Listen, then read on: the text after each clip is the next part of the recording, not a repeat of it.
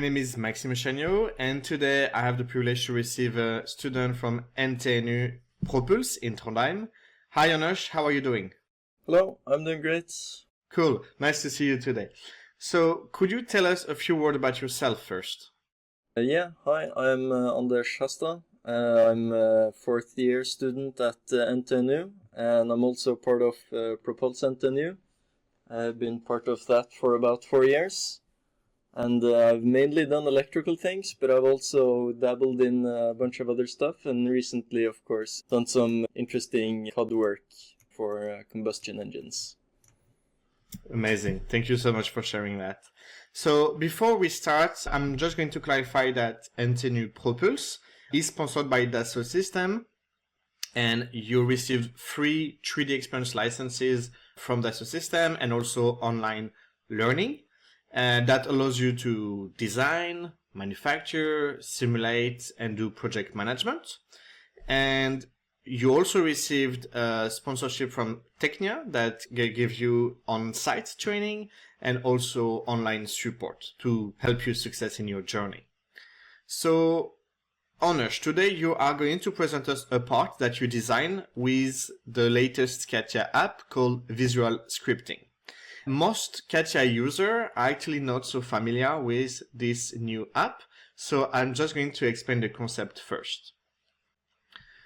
So, Visual Script Designer is a new role in 3D Experience 2023X, and this new app allows you to design various shapes that actually are considered complex patterns. So here on the picture we have, for example, a staircase, we have a headset mesh.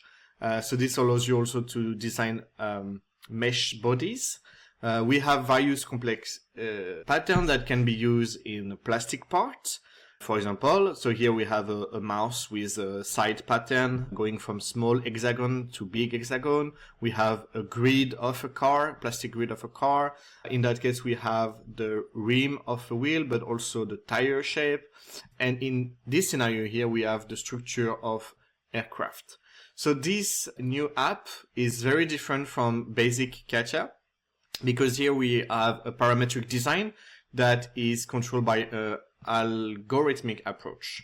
So let me explain in a few words what it means. So we are going to find features like CATIA feature that we know, like the sphere, for example, in the shape of a box. And this box will need input as well as output. So here, an input could be a point, it could be a parameter, like a lens here, and we connect this block to the feature. Here, the sphere has a center, this point, and the radius of that sphere is 20 millimeter. Later on, we can play with this parameter to change the value and have something very different. So this is just the idea of input-output box. It can get a lot more complex. We have tons of features that you can find in the action bar, that some of them are very based on generative shape design or part design, but some of them are also very new, like mathematic, feature, color, etc. And it's very easy to just click on the background of the screen just to search a feature, like in that case, extrude, we just write X and then we'll find the feature directly. So what you see here on the right screen is called the design sequence. This is this flat view with all the boxes and with the library of operators that I showed you before. And on the left side, you see CATIA 3D Experience with the 3D visualization, with the classical spec tree on the left. So we work with both monitors at the same time, one with visual scripting on and then the 3D. Because that way we can see the update live between our design sequence and our 3D model. When the pattern becomes very complex, the structure of the graph can become also very complex. But thanks to this auto layout feature, we can arrange that very quickly. And on top of it, we can also do region in the graph that allows us to understand the graph in a simple way, but also share it with also colleague if they also need to understand. So here in that case, we have put all parameters of our design in one region. So that was just the explanation of visual scripting. So Anders, can you tell us now what you have done? Yeah, so in Propulse, we have for the last couple of years started making bi-propellant liquid engines. So that's mixing liquid fuel and liquid oxidizer to make thrust for rockets. And what I've mainly worked on is the burn chamber for that rocket engine. And I think maybe the thing that makes this special and the main reason visual scripting has been a pretty good approach for this is the cooling channels which we're implementing. Or at least I'm trying to implement. The rocket engine has cooling channels because the combustion inside is about 3000 degrees Celsius, and the most metals start melting at around 600 to 1000 degrees Celsius. So if we're not sending fuel through the walls of the engine to cool it down, it will melt and bad things will happen. Indeed. So yeah, it's that, and then also there's some nice isogrid structures I've tried to add on the outside as well. Let me just say first that this part looks amazing. It looks very simple like that, but when you go into detail, you really see the complexity of the design. Can you show us that inside? Okay, so this is the inner channel, right? That's the cooling that you're talking about on. Yes, so here are the inner channels, and so there are quite a few parameters with this channel that we're trying to control. And so I'm able to have just the tab at the top here with some experimental data. And so we are controlling the number of channels, and we have a constant width of X millimeters between the channels at any given point. We're controlling the twist of the channel. So one of the things that we can do is by twisting the channels in the areas where it's the most hot inside the engine, we can have the fuel spend more time there to draw out more of the heat. And then I also have a variable channel area. So one of the things that control the actual heat flux out of the walls of the engine is the speed of the fuel that goes through the channels. And so by making the area of the channels smaller, thinner, near the throat here where it's the hottest, we're able to speed up and then control the heat. And so both twisting the channels and controlling the speed should hopefully give us a good chance of making the chamber not melt. So here you go from a very rectangular shape-ish to a more triangular shape when you are closer to the bottom, or am I wrong? Yeah, so that's another thing which we've tried to implement, which is a little bit cool, and that's the bottom part here. We have what's called two-pass cooling. So it's not fully implemented yet, but this revolute that's changing size around there is actually the inlet volume of the fuel. So sort of the thrust will go down looking from this view, and then the fuel will come into this revolute on the bottom here, where it will spread around the circle here, and then it will first travel down and then up again. And so we've decided to sort of interlock this structure with this triangular-ish holes. I've decided to call them house-shaped holes because it's easier to produce. It looks a little bit like a house. And so this sort of ends up with an interlocking structure that is somewhat triangular, where the fuel will first go down on the outer ring, and then there's another revolute to collect the fuel at the very bottom before it would go up again through the entire chamber. And then at the top here, as the radius of the engine gets bigger, to try and keep the area of the channels sort of as small as possible, which is what we want in this case, or at least according to my specifications now, they have to get thinner because they get wider. And so that's all controlled by the script currently. It's really amazing. Very nice capabilities we see here. Wow, it's a very long graph as well. Yeah, can see the graph. Indeed. And tell me, Anush, is it possible for you to show us now live to change a parameter just to see maybe something that will not impact too much the design, but just to see, for example, going from different number of sphere? Oh, yes, you go from 45? From 45-degree twist, which isn't that much, to 120, which is quite a bit of twist, perhaps more than we would want. At some point you get into manufacturing struggles where you get too harsh of an angle in the channels and we can't print the engine. So what we see here is that you are doing an update, so you have the access to the parameter on the 3D, and then you are doing an update live. And I think if I'm correct, the script is actually showing where you are located right now. So this is all the action that is performed live. And then when you arrive at the end, that will be the publication of that 3D model, right? Yes. So the part it's updating now is actually the isogrid, which I could turn off to make it go a little bit faster. Yeah, it's okay. We are going to talk about the isogrid after, I think. Yeah. But we can just let it continue for this, and I can turn it off just after this. So the preview showing where it is pretty satisfying, especially when you're zoomed quite far out, because you can see what it's working on just by the blue color of the grid. And so seeing it like fly through the script is kind of satisfying. Yeah, indeed. And so I don't know if you have seen also, but on top of the visual scripting app, you have access to a map.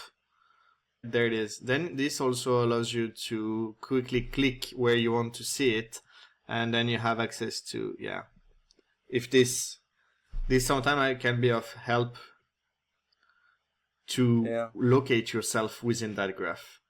Okay, so here the update is done. So can you show us a bit what has been the difference here in the 3D model?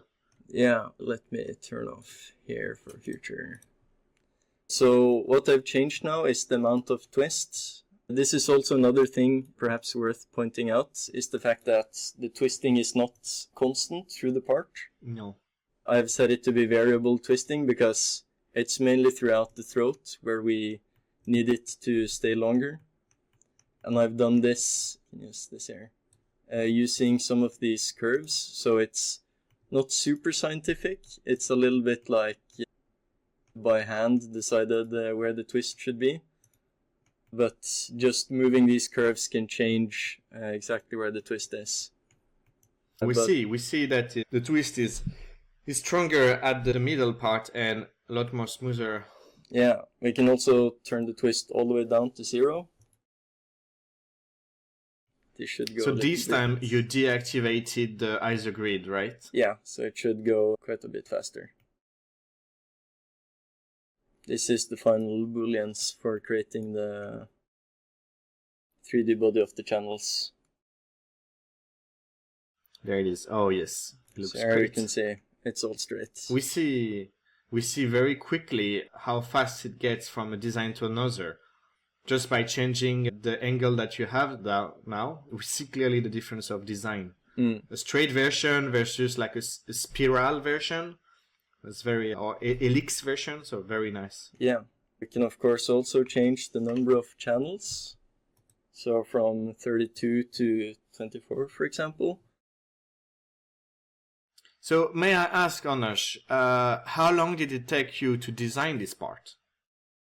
So I opened visual scripting for the first time a little under a month ago. And I've spent an evening or two every week since then, just about. So it's probably about a week worth of evenings or thereabouts where I've played around. Late evenings, I suppose. So you would say that it's been a month roughly that you have used visual scripting? Or that you have had visual scripting, right? Yeah, exactly. It's about a month since I first tried it. Okay, and how fast did you pick up, like, to learn the tool? Because it's a very new. I gave you a training on power design and generative shape design, but how was it then to learn visual scripting? Yeah, I think by the first day I had like some initial channel profiles that we're going through, and then by day 2 I had the variable sizing, and then I've gone through some iterations on how I've done the channels, but already on day 1 I had channels which I could have used for final part if I really wanted to, but it's gotten a lot better. And what made you use visual scripting rather than, for example, generative shape design? That is quite a common tool in CATIA. Yeah, it's mostly that the twists and such become pretty complicated. And I'm sure it's possible to do it in generative shape design, but the structure I get it in visual scripting, it's really easy to change and update it if I ever wanted to completely go away from the triangular holes. I don't need to redo everything, and changing the twists and such is probably where doing it all manually can get kind of tedious, I think. No, exactly. I agree with you. It's possible to do in generative shape design, but it's the part that you want to do modification that really changed the value here, because you can change within few clicks and second and you see an updated design. Yeah, and it's also one of the nice things is I can just take in, so we use a program called RPA for deciding the shape of the engine. And so I could just import a table, or you can also import files. And then we can just use that data directly to decide the design. And if I just put in a new table into this list, then it will all update. And furthermore, we're planning to perhaps run a simulation to get exact. Currently, I'm controlling the area of the channels with just 3 parameters. But we could just get a list from our guy that does heat simulations, and then very simply use that data. I see. Could you show us the last part, the ISO grid? That's, if I'm correct, that's the second part you have been working with. Yeah. Yes. So I'm both controlling the height or the length of each triangle, and then I'm also controlling the height of the pattern itself. Yeah, exactly. So we see that on the bottom part, the triangle are smaller, while on the upper part, they are bigger triangle. And on top of that, they are fading towards the end of the propulsion chamber, right? Yeah. They're a bit disappearing. So you have control the thickness as well. Yeah, so this is the first time I managed to use the for loop function with a good use. And so I start by placing a grid of dots around the top here effectively. And then based on the length of the circle here, I know how long each triangle grid is. And then I'm building a grid of dots. Let's see. Yeah, I'm controlling first the height. Here we go. And then I'm building a grid of dots where they get tighter and tighter, where the length of each horizontal section here becomes tighter. And then I'm actually creating first the sort of the negative space. And then similarly to the engine revolute, I'm using one of these fancy curves. So I can easily say to fade at the bottom here, or I could just tell it to be the complete thickness all the way near the bottom here. Let's see.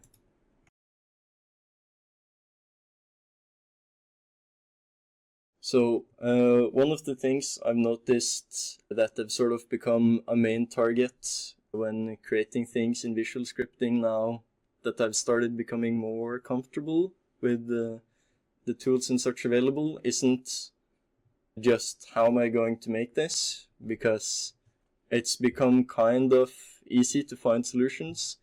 It's more so just become the focus of how can I make this to run the script the fastest, so I can make iterations later on quicker without having to wait for so long. Yes. And so one of the ways I've done this is by trying to use, I guess this is probably standard for all facets of CAD, but use wireframe and then surfaces as much as possible Yes. before making it thick in 3D and doing booleans. Exactly. It's I was going to say. Mm. The wireframe part helps a lot. Yeah, and so yeah, now you can see it's thick near the bottom here, of course. We probably don't It's want amazing. that, but it's possible. But we see the point. It's very agile, very easy to modify a design within a few clicks. And again, I think if you were doing this in generative shape design, you would probably spend a week or two. And the difficulty that you have is that you will not be able to modify it that easily. So it would be more a bit frozen. While here, it's very organic. You can change that very quickly. You have showed us right now that as a live demo that you are capable of changing the design. It does take a couple of seconds to load, but it's very fast for sure. Yeah, the density of the isogrid here, I'm only controlling by sectioning how many sort of isogrid structures I want around the surface. So if I wanted it to be denser, all I need to do is change this density. So I control how many I have around the perimeter. And then this for loop and everything I discussed earlier correctly adjusts for the rest of the length and creates the final grid. So I get pretty close to perfect like angular spacing between all of them, even when the geometry of the actual triangles end up changing quite a lot, like near the throat here. I see. And let me ask a final question. What are the next steps for this propulsion chamber? For you and within Propulse, tell us what will be the future of that. Yeah, so initially this started just as wanting to try and make a small sort of research and development chamber. So that's the profile we see here. It's a pretty small chamber about the size of a soda can or so. And then, yeah, this is to make testing a little bit lower costs and such. But remaining in the code is mostly just interfacing features. So top flange to connect the injector. We're planning to add a bottom flange to perhaps implement thrust vectoring structures later, and then also a fuel inlet on the Revolute. We've tested this before, but I had to take it away because I was changing some of the implementation. But adding ribbing along the insides of the internal channels is something we tried to do earlier. Maybe you can see some pictures I've posted previously of it. But adding slight geometry like jagged edges on the very insides of the cooling channels increases turbulence in a very good way to majorly increase heat transfer. And that is also one of those things where it's a lot of geometry which you end up adding, but it's pretty minimal in the script. And it all adjusts to the twisting and the amount of channels and so and so. So this is only at the phase of concept. Do you plan to 3D print it or like manufacture it somehow? Yeah, I've also just by taking the RPA, the profile from RPA for the newest main project engine, I was able to use the exact same script as I made for this little prototype, create a burn chamber with cooling channels and all the features for our next big engine, which is so or so big. And hopefully we're going to, little unsure if we're doing the big engine with the visual script, but the small one, almost certainly we're going to try and manufacture it over the Christmas next year. Okay. So here we can just wait for the final result. Increasing the density makes the geometry even more complicated, so it takes even longer. Of course. Oh, Yeah. This is a nice result here. Maybe a little bit trypophobia all the way near the bottom, but at the top here, it's maybe reasonable.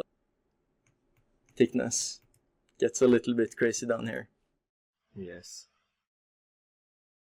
It's amazing what you have done with this part, Anush. Again, I'm very impressed by the commitment you had with visual scripting. The result is fantastic. We really are hoping to see more in the future. So thank you again for sharing this project to us. And I'm going to be happy to see the future of that Propulse. Thank you so much, Anush. Yeah, it's been pretty fun to iterate quite quickly. Every evening I sit down, there's a new thing that gets added. So yeah, it's fun to work in. Thank you.